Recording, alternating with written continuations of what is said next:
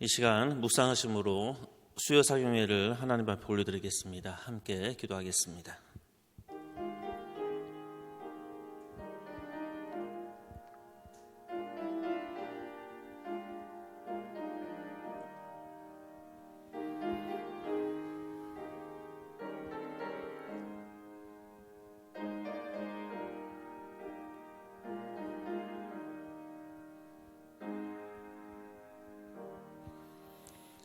사랑의 하나님, 날씨가 무척 추워졌습니다. 성경 읽기 좋은 시간이 되었습니다. 주님, 다가오는 이 겨울 동안 주님을 기다리며 더욱더 주의 말씀 가운데 말씀을 읽고 또 말씀대로 살아가도록 저희들과 함께하여 주옵소서. 예수님의 이름으로 기도합니다. 아멘. 다 함께 찬송가 420장 함께 찬양하겠습니다.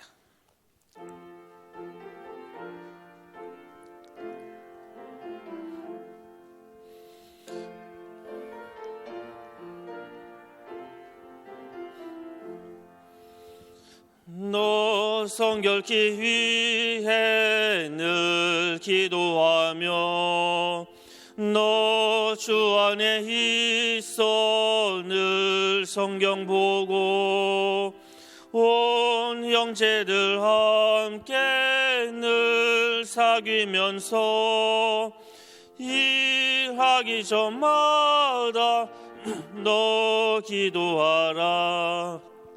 너 성결케 위해 내 머리 숙여 저 은밀히 계신 내 주께 빌라.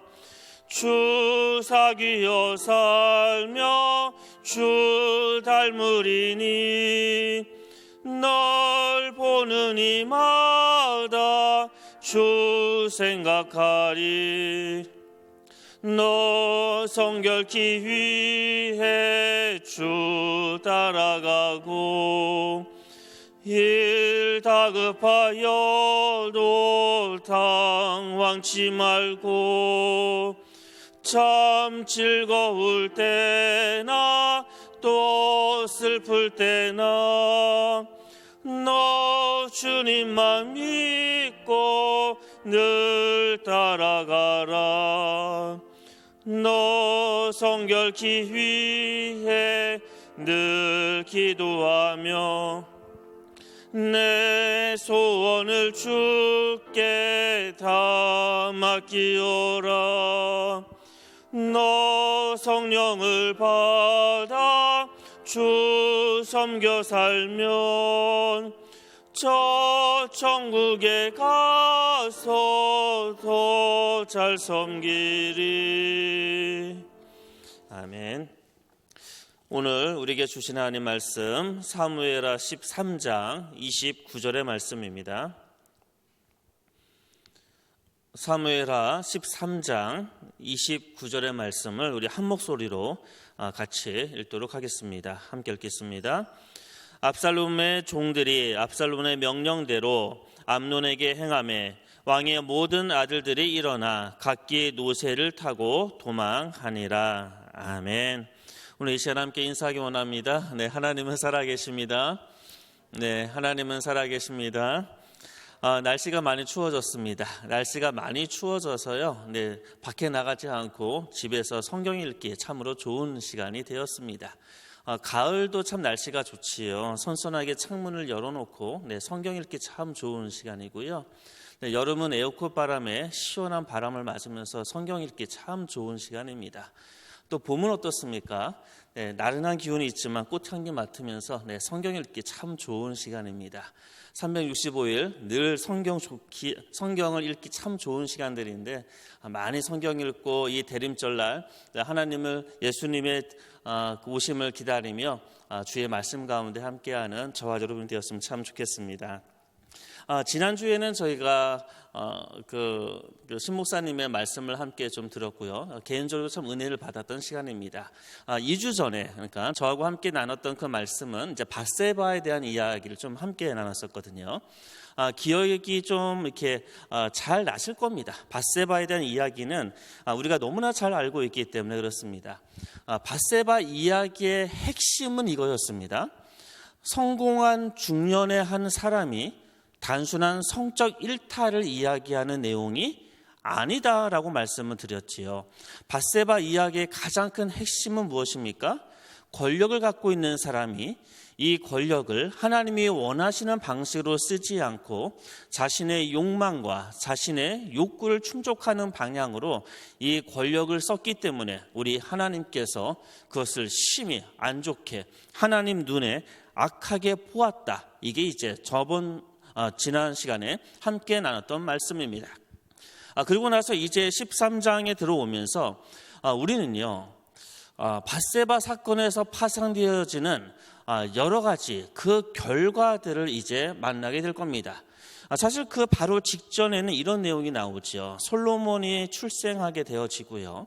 그 다음에 랍바성을 정복하게 됩니다. 한마디로 이야기한다면 다윗이 다시 왕의 모습을 갖추는 장면이 바로 13장의 그 바로 직전에 나와 있습니다. 그래서 하나님의 회복과 여호와의 그 은혜가 회복되었다는 그런 메시지가 앞에 나오지만 우리가 기억해야 될 것은 이제 13장부터 열왕기상 2장에까지는 다윗의 아들들에 대한 이야기가 나오는데 죄의 결과가 어떠한 영향을 끼치는지 그 내용이 아주 적나라하게 우리에게 다가오고 있습니다. 우리가 먼저 한 가지 더 기억해야 될 것은 사무엘이 사울에게 이런 이야기를 하지요. 그 사울이 하나님의 말씀을 잘 듣지 않았을 때 사울이 가서 이야기합니다. 왕보다 나은 왕의 이웃을 세우겠다. 그래서 그것이 바로 다윗이었습니다. 기억이 나시는지 모르겠습니다. 사무엘상 15장에 나왔던 말씀입니다. 프린터에 의하면 첫 번째 박스에 있는 내용입니다. 그러고 나서 우리가 밧세바 사건에서 나단이 이번에는 다윗에게 했던 이야기에서 동일한 단어를 표현하고 있어요. 그 표현이 뭐냐 하면 내 눈앞에서 내 아내를 뺏어서 내 이웃에게 주겠다라는 이 이웃이라는 동일한 단어를 씁니다. 물론 다윗의 한 이야기는 복수 형태일 뿐입니다. 똑같은 말입니다. 사울의 이웃은 다윗이었고요. 다윗의 이 이웃은 누가 됩니까?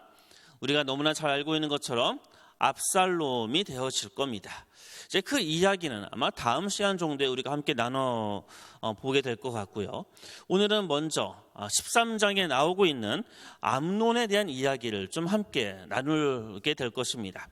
지금 1페이지의 하단에 있는 표를 보시면 사실 이것은 한 달 전에 이미 프린터로 한번 소개했던 다윗의 아들의 명단입니다.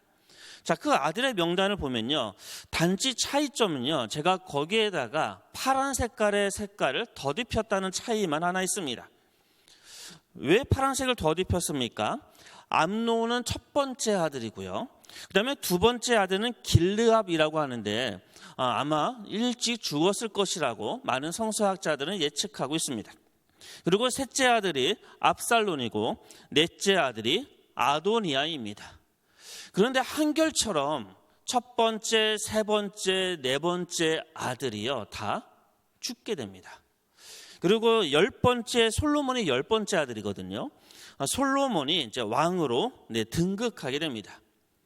아들들에 대한 이야기가 13장부터 열왕기상 2장까지 내용이 쭉 나온다고 제가 말씀을 드렸는데 그 내용의 아들들은 누구냐면 바로 파란 색깔로 표현되어지고 있는 암논, 압살론, 아도니아에 대한 이야기가 나오고 마지막에 솔로몬에 대한 이야기가 우리에게 등장하고 있습니다. 그러면 도대체 암논은 어떠한 사람입니까? 네, 프린터 한 장을 넘기시면요. 암논, 이게 히브리 말의 암논, 신실하다라는 말이거든요. 혹시 암논하면 떠오르는 단어가 혹시 없으십니까? 뭐 신실하다, 참으로, 자, 이런 식의 표현이 있거든요. 진실로, 이런 말이 암논이란 말입니다.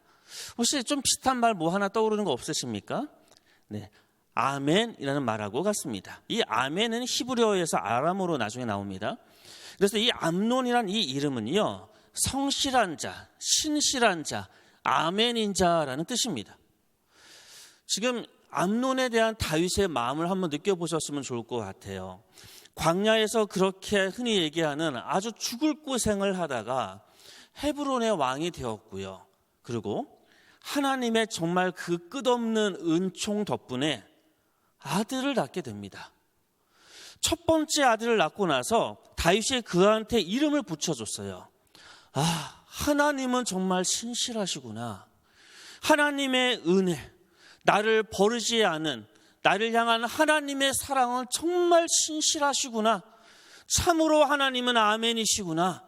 바로 그 고백이 첫 번째 아들의 이름에 있었던 겁니다. 자, 세 번째 아들의 이름이 뭐죠? 압살롬이지요. 압살롬은 어떤 말일까요? 이게 압자라는 말과 살롬이라는 단어의 합성어입니다. 자, 압이라는 단어는 뭐냐면요, 히브리어의 아브라는 뜻이거든요. 아브는 뭐지요? 네, 아빠라는 뜻입니다.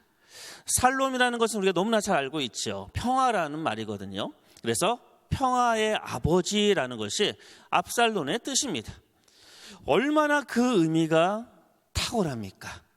아주 아름다운 셋째 아들이 태어나서 그에게 이름을 지어준 겁니다. 다윗이여, 너는 평화의 아버지가 되라. 얼마나 감동적이고 얼마나 아빠의 사랑이 지금 그 안에 심겨져 있습니까? 넷째 아들이 태어났어요. 그의 이름을 아도니아라고 지었습니다. 아도니아는요, 아도니라는 말과 야라는 말의 합성어입니다. 구약에서 야라는 말은 야훼의 줄임말이에요. 그리고 아도니, 이 니라는 말은 나의라는 뜻입니다. 그러니까 아도는 주님이라는 뜻이에요. 우리 아도나이 이런 말 들어보셨죠?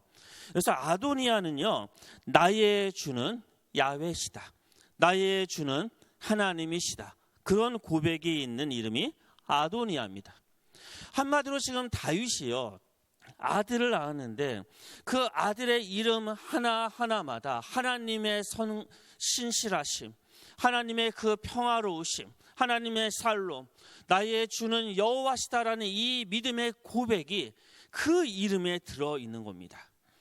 그런데 이 세 아들이 다 어떻게 되지요? 다 죄를 짓고 끝내 죽임을 당하게 됩니다. 이 심판은요, 다윗의 입장에서는 정말 감당하기 어려웠을 만한 심판이었을 것 같아요. 사실 오늘 말씀을 준비하면서 저희 집안에서도 사실 어제 좀 일이 있었거든요. 개인적인 좀 일이긴 하지만 저희 집에 고양이를 2마리를 키웁니다. 한 5년 정도가 됐습니다. 한 마리는 하반신 마비가 되어서 지금 한 4년째 케어를 하고 있고요. 한 마리는 이제 말짱한 아이가 있는데 갑자기 그저께 아주 말짱했던 아이가 하반신 마비가 된 거예요. 그래서 급하게 병원에 데려가서 진단을 해보니까 혈전증이라는 것을 얘기하더라고요. 이게 이제 유전병으로 고양이한테는 거의 결정적인 병이라고 합니다. 그러니까 우리 그 뇌경색처럼 그 혈액이 막는 겁니다. 그래서 조금 전에 이제 자연사를 시켰어요. 어쩔 수 없이요. 너무 고통스러워하기 때문에요. 저희 집이요, 지금 초상집이에요. 저 아이가 3명인데 애들이 학교를 안 가려고 그러고요, 막 질질 짜고요. 그래서 아까 담임 목사님이 그런 얘기 하시더라고요. 가서 위로 예배 드려줄까? 정말 위로 예배를 받고 싶더라고요.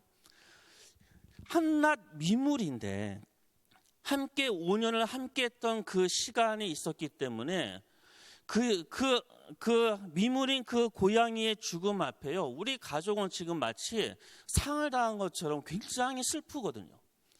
그런데 사실 다윗하고 감히 비교할 수 없지요. 아들이잖아요. 한낱 미물의 죽음 앞에서도 이렇게 가슴이 찢어지는 것 같은데, 자신이 사랑했고 특별한 이름을 불러줬고 그 이름을 통해서 자신의 믿음과 하나님의 은혜를 기억하고자 했던 다윗, 근데 그 아들 3명이 죽게 됩니다. 아무리 솔로몬이 뛰어나고 솔로몬이 아무리 사랑스러울지라도 그의 첫째 아들, 셋째 아들, 넷째 아들의 이 죽음은요, 다윗의 입장에서는 정말 처절한 고통과 아픔이었을 것입니다.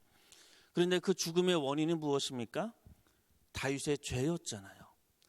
그때 경험할 다윗의 그 죄책감, 어떻게 보면 그 공포스러움, 그때 경험되는 그 절망감, 그것이 얼마나 클지 우리는 가늠할 수가 없습니다. 왜 하나님께서 이렇게 큰 고통을 주셨습니까?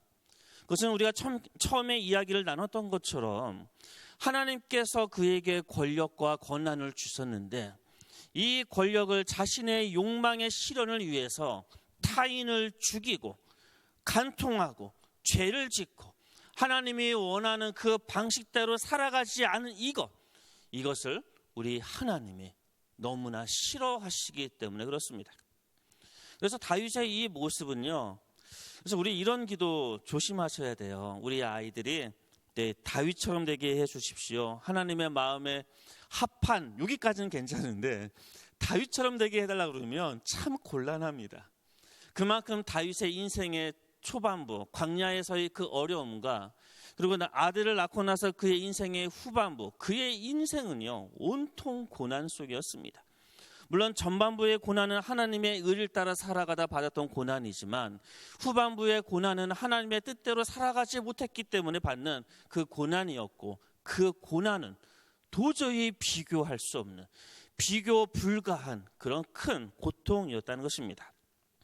이제 좀 더 13장의 내용으로 들어와서 이제 암논에 대한 이야기를 좀 더 해보려고 합니다. 그런데 암논의 이야기를 쭉 읽다 보면 우리는 한 명의 인물, 하나의 사건을 떠올 수밖에 없습니다. 그것은 밧세바 사건과 너무나 그 과정들이 유사하다는 겁니다. 자, 먼저 13장 1절을 보도록 하겠습니다. 그 후에 이 일이 있으니라. 다윗의 아들 압살론에게 아름다운 누이가 있으니 이름은 다말이라. 다윗의 다른 아들 암논이 그를 사랑한다라고 나와 있습니다. 지금 다말에 대해서 표현할 때 아름답다라고 표현합니다. 다말은 야자나무라는 뜻이거든요. 야자나무는 가장 고귀한 자, 아름다운 자에 대한, 여인에 대한 아주 존칭입니다. 그래서 객관적으로도 굉장히 아름다웠던 여성이었던 것 같습니다. 그런데 기억나십니까? 밧세바를 표현할 때 어떻게 표현했죠? 심히 아름다워 보였더라. 똑같은 단어를 씁니다. 밧세바와 다말의 공통점으로 시작되어집니다. 아름답습니다. 그런데 거기서 우리는 잠깐 빗나가서 사랑하다라는 이 말을 잠깐만 한번 점검해 보겠습니다. 지금 그를 사랑했다라고, 암논이 다말을 사랑했다라는 이 표현이요, 이게 70인역이라고 하는 헬라어 성경이 있는데 거기서 이 사랑을 뭐라고 표현할까요? 우리는 이런 이야기 많이 들었지요. 사랑에는 뭐 4가지 종류가 있다. 무슨 에로스의 사랑, 아가페 사랑, 필로, 이런 얘기를 많이 들어봤잖아요. 지금 13장에 나와 있는 1절에 암논이 그를 사랑했다. 이때 이 사랑의 헬라어는 뭘까요? 우리는 상식적으로 에로스일 것이라고 생각하지만 아닙니다. 아가페입니다. 여러분, 이 아가페라는 단어를 우리는 너무나 긍정적이고 좋은 단어로만 쓰고 있지만 사실 아가페는 이 당시 아주 흔한 그냥 사랑한다라는 표현이었습니다. 단지 이 단어를요, 기독교 안에서 이 아가페라는 단어 안에 깊은 의미를 부여해서 이 단어를 특별하게 만들어서 신약에서 사용하기 시작을 합니다. 지금 이 암논의 이 사랑은요, 사실 액면 그대로는 그냥 사랑이었습니다. 우리는 종종 이것을 기억을 해야 될 것 같아요. 똑같은 아가페라는 단어를 신약 시대에 오면서 하나님의 전적인 사랑과 인간의 고귀한 사랑의 의미로 발전시켜서 교회 안에서 그것을 사용했던 것처럼 우리는 세속적인 문화들, 세속적인 어휘들, 세속적인 단어들과 우리 교회 안에서의 이런 관계 안에서 한 번쯤은 생각해 볼 만한 내용들입니다. 왜 이 이야기를 드리냐 하면요, 크리스마스에 대한 이야기를 잠깐 하려고 하기 때문에 그렇습니다. 그리고 또 대림절이잖아요. 크리스마스가 우리가 잘 알고 있는 것처럼 그리스도와 마스, 미사, 그러니까 예배의 합성어로 그리스도를 향한 예배, 이게 크리스마스입니다. 크리스마스가 12월 25일 날 된 것은 언제부터 됐지요? 한 4세기 정도부터 시작합니다. 원래는 1월 1일, 1월 6일, 3월 16일 이런 날에 원래 예수님이 탄생했다라고 고대의 글에는 그렇게 나와 있습니다. 그런데 4세기가 되어져서요, 12월 25일 날 이 날을 예수님께 드립니다. 이 날이 어떤 날이었을까요? 12월 25일이요. 네, 아폴로 태양 신을 경배하는 축제일이 12월 15일이었습니다. 그럼 우리는 이렇게 시험이 들 수 있지요. 아폴로 신을 섬겼던 그 날이 왜 예수님이 탄생한 날로 바뀌었을까? 야, 이거 가짜 아니야? 이거 문제가 많네? 우리는 이렇게 질문을 던질 수가 있을 것 같습니다. 하지만 그렇게 이해하시면 안 되고요. 이렇게 이해하셔야 됩니다. 그 당시 사람들이 1년 365일 중에서 가장 기쁘고 가장 축제적이고 가장 좋은 날을 예수 그리스도께 드린 겁니다. 그래서 우리는 세속적인 아가페라는 이 단어를 교회 안에서 굉장히 의미를 부여해서 그 안에 하나님의 사랑을 담아서 우리가 사용하고 있다고 그러지 않습니까? 그래서 지금 우리가 사용하는 아가페라는 단어는 에로스라는 이런 단어와 비교할 수 없는 절대적인 하나님의 사랑을 의미합니다. 마찬가지로 12월 25일은 사실 이방인의 축제일이었습니다. 하지만 그들이 1년 중에서 가장 기뻐하고 최고의 날로 생각했던 그 날을 바로 예수 그리스도께 드린 겁니다. 그래서 그 날에 세례를 주시고 그 날에 성령으로 덧입혀서 그 날을 특별한 예수 그리스도께서 탄생한 날로 우리가 기억하며 우리의 가장 기쁜 마음으로 그 날을 기대하고 나아가는 겁니다.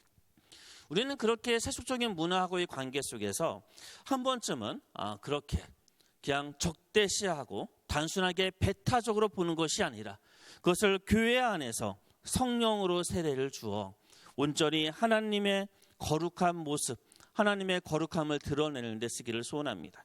제가 전에 그런 이야기도 했지요. 우리 옆에 있는 이 오르간 같은 경우는 루터가 이런 이야기 하거든요. 지옥의 무적행에서 올라오는 소리다라고 그랬습니다. 종교개혁자도요, 지옥의 소리라고 그랬거든요.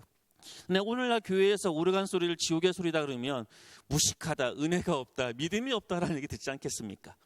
우리 얼마 전만 해도 드럼과 기타를 교회에서 치지 못했던 것들 다 기억할 겁니다. 중요한 것은 우리가 그것을 어떻게 교회 안에 수용하고 받아들이고 성령으로 세례를 주어 얼마나 그것을 하나님의 영광을 드러내기 위해서 사용해야 되는가라는 내용일 것입니다. 약간 옆으로 격가지를 쳤지만 다시 내용으로 돌아와 보겠습니다. 밧세바와 다말은 아름다웠고요. 그리고 다윗과 암논은 그의 죄를 어디서 집니까? 자기의 집에서 짓습니다. 그리고 이 죄의 결과 어떤 일이 일어납니까? 우리아의 아내 밧세바는 자신의 남편이 죽고 소리내어 우는 큰 슬픔을 경험합니다. 그리고 다말도 강간을 당하고 쫓겨나게 되잖아요. 그래서 어떻게 합니까? 채색옷을 찢고 아주 크게 울부짖는 큰 슬픔을 경험하게 됩니다. 그리고 그 죄의 결과로 어떠한 일이 일어났지요? 바로 밧세바에서 태어났던 첫 번째 아이가 일찍 그냥 죽게 되지요. 그리고 나중에 암논도 다윗의 아들입니다. 암논도 죽게 됩니다. 그래서 그 내용의 패턴이요, 너무나 유사합니다. 그러면 성경의 기자는 성령님께서 성령의 기자에게 감동을 주어서 이 암논의 사건을 기술하게 하셨을 텐데 이것을 왜 밧세바의 사건이 기억날 정도로 유사한 패턴으로 왜 써졌냐는 겁니다. 그것은 이것을 통해서 나타나는 메시지가 밧세바에서 나타나는 메시지와 같다는 겁니다. 바로 다윗이 저질렀던 가장 강력한 문제는 무엇입니까? 단순한 성적 일탈이 아니라 그가 갖고 있었던 그 권력으로 전혀 본인의 의사와 관계없는 어떻게 보면 상대적인 약자를 희생양으로 삼았던 그것, 하나님의 정의가 없었던 바로 그것이 하나님 보시기에 가장 큰 죄였고, 암논 사건의 가장 핵심적인 사건은 한 개인의 일탈이 아니라 절대 권력자, 암논은 맏아들이었거든요. 왕의 맏아들은 가만히 있어도 왕위를 세습받는 사람입니다. 우리는 암논의 형편없을 거라고 생각하지만 사실 이때만 해도 가장 다윗 다음에 두 번째 권력가였을 것입니다. 그 권력을 갖고요, 말도 안 되게 압살롬의 누이를 데려와서 강간하고 그를 또한 버리잖아요.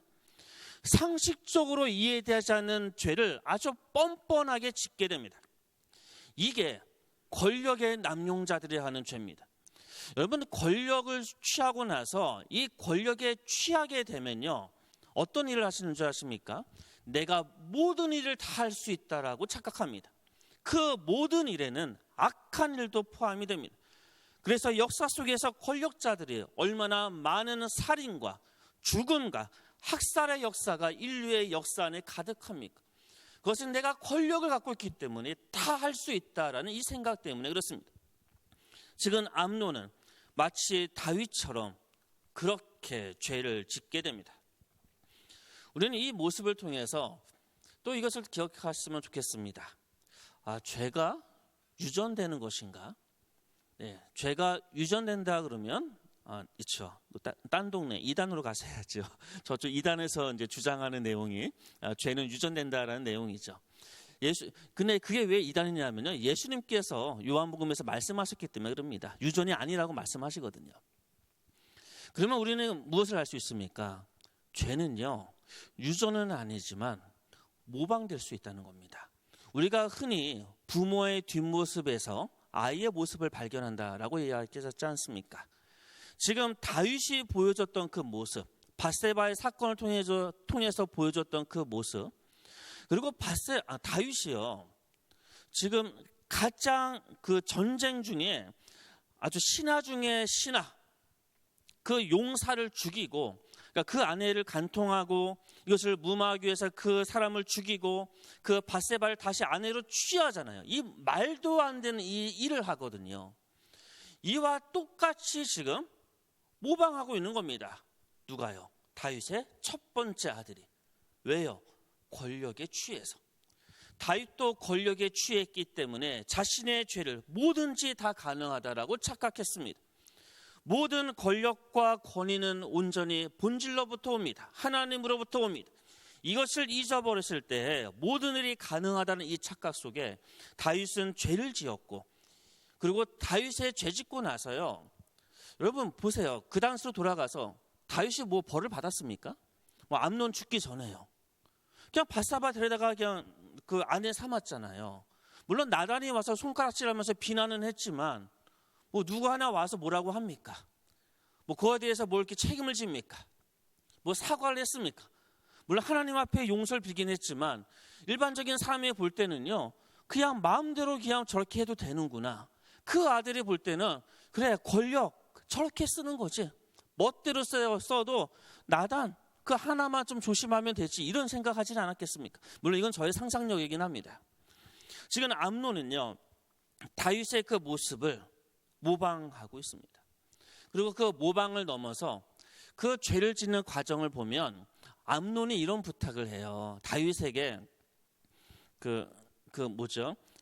다말이 와서 암논이 이제 아픈 채를 하죠. 아픈 채 하다가 그 아버지 다윗에게 부탁을 합니다. 다말이 와서 나에게 먹을 것은 좀 떠먹여 주게 해달라고 부탁을 합니다. 이거는 사실 이 당시 일종의 미신 같은 거예요. 이 당시 처녀가 아픈 사람의 음식을 주면 그 병이 나을 수 있다라는 그런 시대적인 미신들이 좀 있었습니다. 그런 사회적인 배경이 있긴 합니다. 그래서 이것이 꼭 이게 말도 안 되는 이야기다, 이렇게 이해하실 필요는 없습니다. 지금 다윗이 어떻게 됩니까? 암논이 죄를 짓는데 이용당하고 있는 거예요. 이것도 참으로 비참하지요.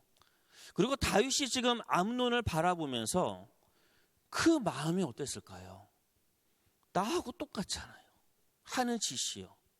심지어 나를 이용하잖아요. 그래서 굉장히 21절에 보면, 자, 프린터 3페이지에 박스 바로 위에 보시면 21절 써 있고요.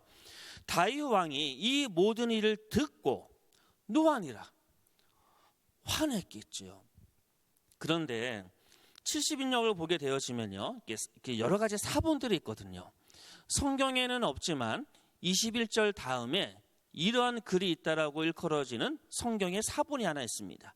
그 내용이 이렇습니다. 제가 읽어드리겠습니다. 그러나 다윗은 그의 아들 암몬이 아니고 암논입니다. 암논의 마음을 슬프게 하지 않았다. 그는 첫째 아들이었고 다윗은 그를 사랑했기 때문이다. 여러분, 이 마음이 사실 부모의 입장에서는 이해되지요.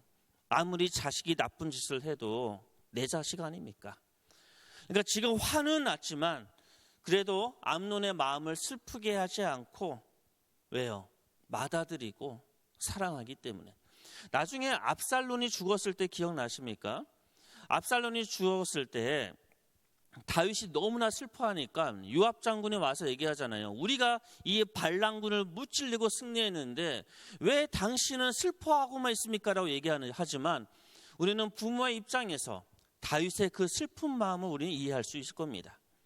지금 암논에 대한 다윗의 마음은 지금 그랬다는 겁니다. 이 일련의 과정을 통해서 우리는 눈앞에 등장하진 않지만 요소요소에 굉장히 뱀 같은 한 명을 발견하게 됩니다. 그 이름이요, 요나답이거든요. 제가 박스로 굳이 표현을 했습니다. 한번 강조를 하고 싶어가지고요. 요나답이 누구냐 하면요, 그 암논의 친구로 나와 있습니다. 그리고 다윗의 셋째 형이 있는데 그 셋째 형의 아들입니다. 근데 그에 대해서 이야기하기를 13장 3절에 의하면 간교하다라고 써져 있습니다. 너무나 잘 번역한 것 같아요. 이 동일한 단어가 다른 데서는 지혜롭다라고 되어 있거든요. 근데 간교가 맞습니다. 자, 그가 요나답이요, 암논에게 이야기하는 거예요. 너 왜 이렇게 바싹 마르고 있냐? 무슨 고통이 있냐? 이때 이제 이야기하지 암논이요, 내가 다말 때문에 상사병에 걸려서 죽게 됐다고 얘기를 합니다. 이때 요나답이 이야기를 하는 겁니다. 야, 그러면 너 아픈 채 하고 다말에게 아버지에게 부탁해서 다말에게 음식을 좀 들여와서 먹이게 해라. 여기까지만 이야기합니다. 여기까지만, 요나답이요. 사실 요나답은요, 여기까지만 이야기했지만 그 말의 의미는 무엇이지요? 억지로 취해라라는 그 의미가 그 안에 담겨져 있는 겁니다. 그러니까 요나답은요, 흔히 요즘에 이야기한다면 법적인 책임을 짓지 않을 정도까지만 이야기한 겁니다. 아주 교묘하고 아주 간교하게 사람의 마음을 요동치게 만들고 그로 하여금 죄를 짓게 만드는 그러한 친구였습니다. 자, 그러고 나서 왜 그가 또 문제냐면요, 나중에 이제 2년의 시간이 지납니다. 그리고 이제 압살론이 암논을 죽이거든요. 근데 이때 우리는 함께 아까 읽었던 29절처럼 노새를 타고 다윗의 아들들이 다 도망갑니다. 그리고 다윗은 지금 아들들이 다 죽었다라고 생각한 거예요. 이때 요나답이 다윗에게 이렇게 이야기해요. 아니라고. 단지 암논만 죽었다고. 그가 왜? 다말에게 나쁜 짓을 했기 때문에. 그렇게 그리고 상심하지 말라고 이야기합니다. 자, 그리고 나서 마지막에 한 얘기가 참 과관입니다. 우리 박스 보시면 마지막에 보면 요나답이 왕께 아뢰되 보소서 왕자들이 오나이다. 당신의 종이 말하는 대로 되었나이다. 그러니까 아들들이 죽지 않았다라고 얘기하고 모든 책임을 암논에게 보냅니다. 자신이 거기서 어떠한 간교한 짓을 했는지는 전혀 묻혀져 있고요. 그러고 나서 다윗에게 이야기하는 거예요. 내 말대로 되지 않았냐고. 이게 뭐 하는 거죠? 다윗 앞에서요? 피하라는 거죠. 나의 통찰력, 나의 정보력, 이것을 지금 다윗 앞에서 피하라고 있는 모습입니다. 저는 이 일련의 과정에서 암논, 죽일 놈이죠. 막말로 얘기하면요, 정말 못된 놈이죠. 근데 그에 못지않게 정말 간교한 놈이 하나 있는데, 그게 요나답이구나. 그리고 이런 사람을요, 우리는 현실 정치 안에서도 많이 만납니다. 우리가 뭔가 반대 세력을 굉장히 미워하는 상대방이 있을 때 그 밑에서 굉장히 간교하게 정치적이고 법적인 책임을 짓지 않는 선에서 간교한 짓들을 하는 그 부하들을 우리는 많이 보지요. 마치 그 모습을 바라보는 것 같아서 요나답의 모습을 통해서 참으로 간교한 인간의 아주 지극히 연약한 모습들을 또한 발견하게 됩니다. 자, 오늘은 말씀을 여기까지 함께 나누고자 합니다. 13장의 말씀을 통해서 우리가 기억해야 될 것은 너무나 명확합니다. 다윗처럼 암논도 자신에게 주어진 그 권력을 함부로 자신의 개인적 욕망을 취하기 위해서 잘못 사용했고, 우리 하나님께서는 결코 그것을 옳다고 말씀하지 않으시고 아니다라고 말씀하신다. 그리고 궁극적으로 심판, 죽음의 심판이 그 앞에 있을 것이다. 우리 주님의 말씀입니다. 이 말씀을 안에 우리도 온전히 다윗처럼 암논처럼 그 죄의 길을 걸어가지 않는 주님의 귀한 백성 되기를 주님의 이름으로 축원합니다. 함께 기도하겠습니다. 사랑의 하나님, 오늘 사무엘하 13장을 통해서 암논의 모습을 바라봅니다. 사실 다윗과 암논의 모습 속에 우리의 모습이 있고 나의 모습이 있음을 또한 발견하게 됩니다. 하나님께서 우리에게 허락한 여러 가지 권력, 하나님께서 우리에게 허락한 은총, 하나님께서 우리에게 주신 많은 은혜를 때로는 남용하고 나의 욕망의 도구로 삼고자 하는 내 자신의 모습을 오늘 말씀을 통해서 또한 보게 됩니다. 주님, 하나님의 말씀을 읽기 너무나 좋은 이 시절, 이 계절에 하나님의 말씀을 잘 읽고 하나님께서 우리에게 주신 그 교훈대로 하나님의 사랑과 정의로움으로 살아가는 주님의 귀한 자녀들 될 수 있도록 인도하여 주옵소서. 예수님의 이름으로 기도합니다. 아멘. 우리 이 시간 한 가지 기도 제목을 갖고 함께 기도하기를 원합니다. 대림절 첫째 주가 지나고 이제 크리스마스를 향해서 우리는 주님의 오심을 기다리며 예수님을 생각하는 시간을 보내고 있습니다. 이 대림절 우리 주님께서 우리의 마음에 오시고 주님께서 우리와 함께 하시고 무엇보다 말씀을 읽고 말씀을 함께 나눔을 통하여 주님의 거룩한 임재를 함께 경험하는 그러한 이 기간, 대림절 기간 되게 해달라고 우리 함께 기도하도록 하겠습니다. 함께 기도하겠습니다. 사랑의 하나님 감사합니다. 주님께서 우리에게 대림절을 허락하시고 또한 주님을 더욱더 생각하고 하나님의 말씀을 더욱더 읽고 묵상하는 시간을 주신 하나님 감사합니다. 주님, 이 대림절의 시간에 온전히 하나님과 더욱더 가까이 가는 시간 되게 하시고 예수님을 더욱더 많이 생각하며 예수님이 걸어가셨던 그 길을 나도 걸어갈 수 있도록 결단하며 나아가는 그러한 시간이 되어줄 수 있도록 주님께서 인도하여 주옵소서. 주님, 오늘도 주님께서 우리에게 허락한 말씀 붙들고 살아가길 원합니다. 우리에게 베풀어줬던 주님의 그 은총과 사랑을 겸손하게 받아들이게 하시고 우리에게 허락한 주님의 그 놀라운 또한 힘들을 또한 나의 욕망과 나의 또한 개인적인 욕망을 위해서 쓰지 않도록 주님께서 인도하시고 하나님의 정의로움과 사랑, 하나님의 그 나라가 확장되어지는 곳에 나에게 주어진 것들을 쓸 수 있는 주님의 자녀를 될 수 있도록 인도하여 주옵소서. 오늘도 온전히 주님께 맡겨오니 주여 함께하여 주옵소서. 이 모든 것 다 주님께 맡깁니다.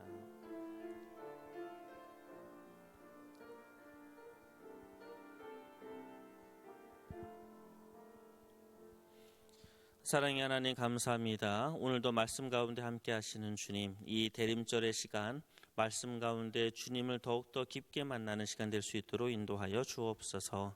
이제는 우리 주 예수 그리스도의 은혜와 하나님의 그 깊으신 사랑하심과 성령님의 함께 하시고 지켜주시고 인도하시는 그 놀라운 능력이 이 대림절 기간 하나님 말씀 가운데 주님을 더욱더 깊게 만나고자 다짐하며 주의 말씀을 사모하는 주님의 사랑하는 모든 자녀들 머리 위에 이제부터 영원히 함께 하기를 축원하옵나이다. 아멘.